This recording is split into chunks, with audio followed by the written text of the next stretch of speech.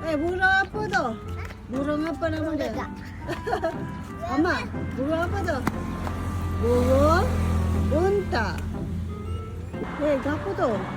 Panggil dia. Apa tu? Carrot. Semua orang ambil carrot. Rumput tu untuk siapa? Hei! Pegang kuat-kuat tak?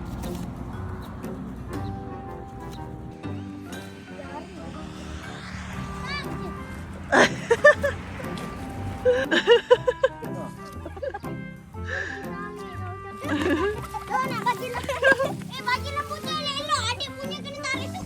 Mana satu kakak, mana satu Aulia ni? Hah? Tu ayah ada stop. Mana satu kakak, mana satu Aulia? Hah? Hah? Ya, ni apa?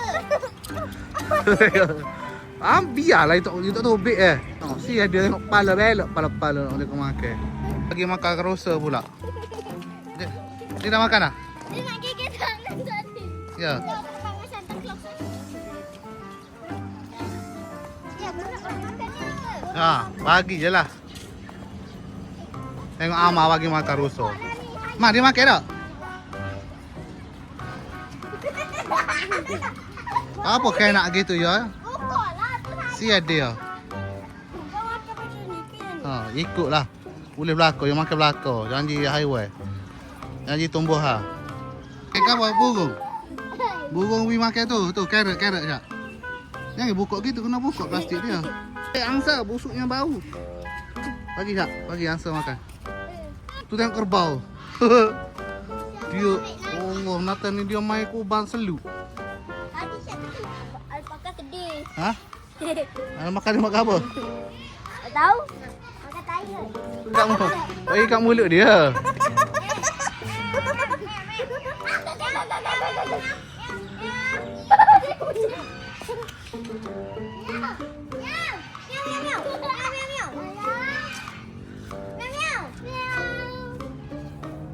Macam tu kakak.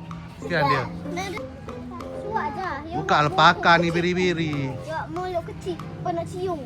Ada rumput. Ambil satu-satu je. Ambil satu-satu. Cepatlah ya sumbak. Dia tunggu. Super lah muka saya mau 3 orang lebih. Ambil sosok Ambil sosok. Wayuhlah balik. Ih, sakit. Nak tak datang sini kawan-kawan? Nak. Mucuk. Tengok apa kat sini kawan-kawan? Tengok nanti Iwan. Pak Bi macam ni. Pak, Allah anak-anak. Abang, Abi tolong anak. Balik. Bye-bye. Bye-bye. Abi dah perjalanan kita dekat negeri Perlis.